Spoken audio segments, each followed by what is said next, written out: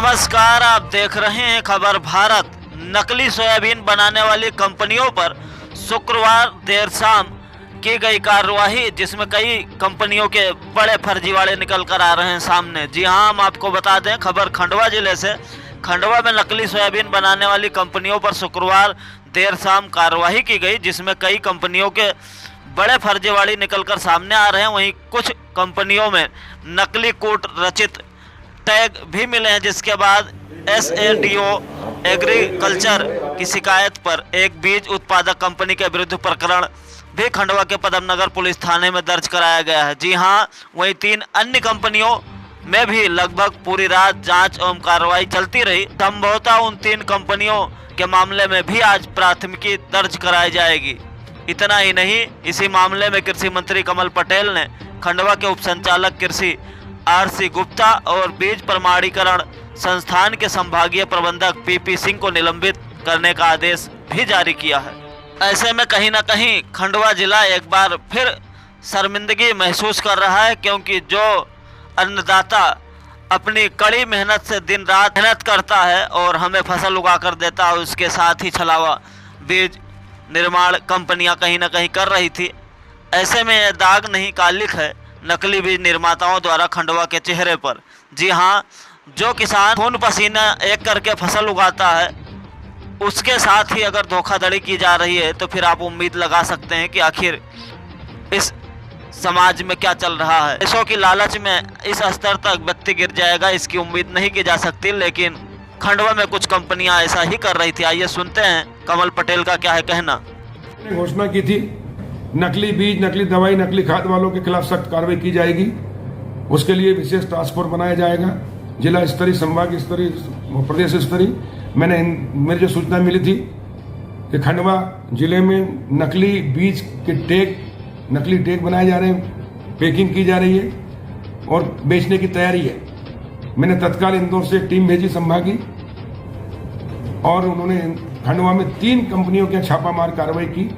वहां नकली टैग भरते हुए और बड़े पैमाने पर मिले हैं। हमारी टीम ने वहां के उप संचालक कृषि और SADO और जो बीज प्रमाणीकरण अधिकारी था उनको बुलवाया, लेकिन वो आनाकानी करते रहे, गए नहीं। जब मुझे सूचना मिली तो मैंने फिर मोबाइल लगाकर उनको फटकार लगाई, मौके पे भेजा और फिर पंचनामा बनाया और उसके बाद उन पर कार्रवाई करने के निर्देश दिए हैं। मैंने कहा सीधे FIR कराई जाए कंपनियों के खिलाफ, और दोषी जो भी हमारे अधिकारी भी हैं उनके खिलाफ भी कार्रवाई की जाए। उसलिए उनको निलंबन करने के, खंडवा जिले के जो भी अधिकारी संचालित पाए जाएंगे उनको सबको निलंबित करने के आदेश दे रहा हूँ, ताकि किसी अधिकारी कर्मचारी गलत काम में सहयोग देने की हिम्मत ना हो। क्योंकि किसानों को नकली बीज देना इन्हें बहुत बड़ा अपराध है, क्योंकि एक तरफ किसान की फसल खराब होती है तो उसका पूरी जिंदगी बर्बाद होती है, और राष्ट्र का कृषि उत्पादन पे भी विपरीत असर पड़ता है। और ऐसे लोग के खिलाफ सख्त से सख्त कार्रवाई की जाएगी, और ये शुरुआत है, अभी पूरे प्रदेश में होगी। और हमको 2:30 बजे एक सूचना प्राप्त हुई थी कि कुछ प्रगति बीज जो पंधाना रोड पे स्थित है, वहाँ पर अनियमितता की शिकायत हमें प्राप्त हुई। तदनुसार हम टीम गठित जो हमारी है जिला स्तरीय, उसमें हमारे SADO और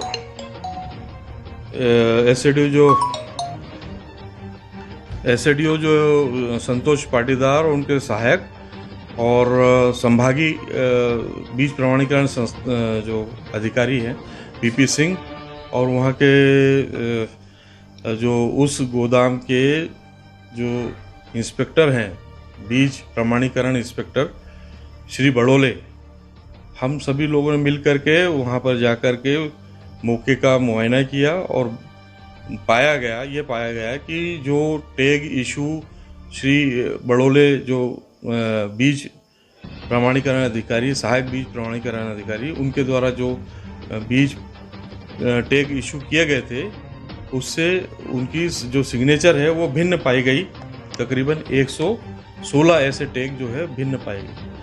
तो हमने उसको जांच विवेचना करी, और उसकी पुष्टि जो है PP सिंह जी जो संभागी अधिकारी हैं बीज के, उनसे उसकी पुष्टि कराई, उनके पूरे रिकॉर्ड का मिलान कराया। उससे में ये पाया गया कि ये टेक जो है उन श्री बड़ोले के द्वारा जारी ही नहीं किए गए थे और उसमें जो है फर्जी सिग्नेचर करके उसको किसानों को धोखाधड़ी करने की करने की कोशिश करी उस फर्म के द्वारा। और जब ये पूरी तरह से हमें पूरी पुष्टि हो गई और उसकी पूरी जांच हमारे द्वारा उसकी पूरी कर ली गई, पूरा रिकॉर्ड हमने उसका बीज प्रमाणीकरण के द्वारा जो रिकॉर्ड हमने ऑफिस से बुलवा करके उसका वो किया और उसके बाद जब ये पूरी पुष्टि हो गई तदनुसार उसके बाद हमने इसकी एफआईआर दर्ज करा रहे, चूँकि आज पूरा उसका जब्तीनामा कर लिए। संबंधित जो फर्म का वो था प्रोपराइटर, वो संबंधित वहाँ से वो जो हमने पंचनामा बनाया था उस पर साइन करने से इनकार कर दिया और उसको बहुत बोला लेकिन वो माना नहीं और उसके बाद हमने पंचनामा बना करके उसको जब्त किए और जब्त करके आज उसकी एफआईआर दर्ज करा रहे हैं। जी हाँ, हम आपको बता दें कि एक कंपनी के गोडाउन में तो सैकड़ों कुंटल सोयाबीन बिना लाट नंबर के पाया गया है, जिसकी जांच के लिए सुबह 5 बजे तक विभागीय अधिकारियों का दल पंधाना रोड के बावड़िया काजी के पास स्थित बालाजी सीड एग्रीटेक के गोडाउन पर कार्रवाई में लगा हुआ था। वही कार्रवाई मैनेज करने के लिए सीड कंपनी के कर्ता धर्ता, जो खुद को एक राजनीतिक दल का नेता बताते हैं, वह भी पूरे समय वहां मौजूद रहे। हम आपको बता दें कि पदमनगर थाने पर दर्ज हुई एफआईआर अमानक बीज को मानक बताकर फर्जी टैग लगाकर बेचने का अवैध कारोबार करने वाली खंडवा की प्रगति एग्रो कंपनी के गोडाउन से भी बड़ी मात्रा में फर्जी रूप से कूट रचित तरह के तैयार किए गए नकली टैग जब्त किए गए हैं, जिसके बाद विभागीय जांच दल ने सबसे पहले पदमनगर थाना जाकर आपराधिक प्रकरण दर्ज कराया। जी हाँ, हम आपको बता दें कि खबर भारत के पास भी कुछ ऐसी जानकारियां मौजूद हैं जिसका खुलासा हम आने वाले समय में करेंगे कि किसानों के साथ कैसे धोखाधड़ी की जाती है, कैसे किसानों के नाम पर बड़े पैमाने पर नकली दस्तावेज लगाकर बीज का अवैध कारोबार बालाजी सीड अन्य कुछ कंपनियों द्वारा किया जा रहा है। कंपनियों के कर्ता धर्ता तो बाकायदा किसानों के नाम का फर्जी बैंक अकाउंट भी खोल रखे हैं, जिनकी भी जानकारी हमारे पास मौजूद है। जल्द ही उसे भी सबके सामने लाया जाएगा। कुल मिलाकर देखा जाए तो यह कहीं ना कहीं जो गोरख धंधा खंडवा में चल रहा है या किसकी सह पर चल रहा था, अब सबसे बड़ा सवाल यह भी खड़ा हो रहा है, क्योंकि इस मामले में जब मंत्री कमल पटेल ने दखल दी तब जाकर कार्रवाई हुई, नहीं तो प्रशासनिक अमला चयन की बंसी बजा रहा था।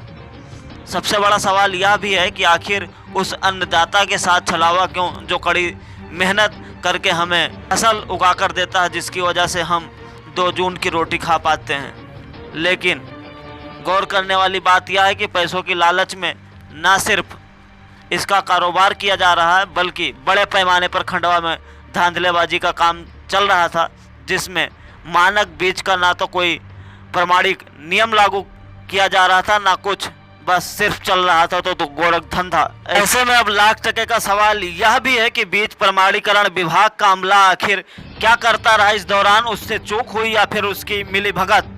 मानक बीज के मापदंड क्या हैं, उसके उत्पादन की प्रक्रिया का पालन सिर्फ कागजों पर होता है या किसान खेत गांव तक भी गंभीरता से इस पर अमल होता है?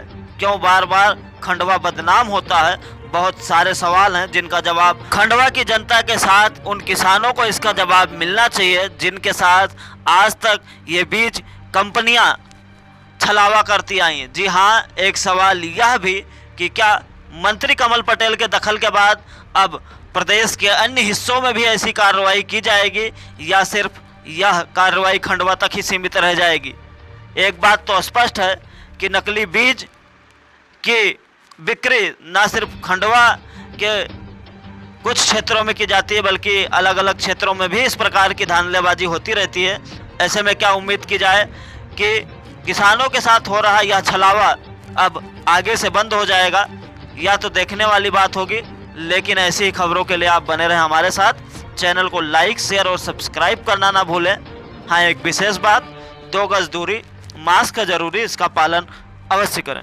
खंडवा में बीज कंपनियों द्वारा किया जा रहा किसानों के साथ छलावा और जिम्मेदार अधिकारियों का इस विषय पर चुप्पी साधे रहने पर आपका क्या विचार है? आप हमें इससे अवश्य अवगत कराएं। आप वीडियो के कमेंट बॉक्स में जाकर अपनी राय बता सकते हैं।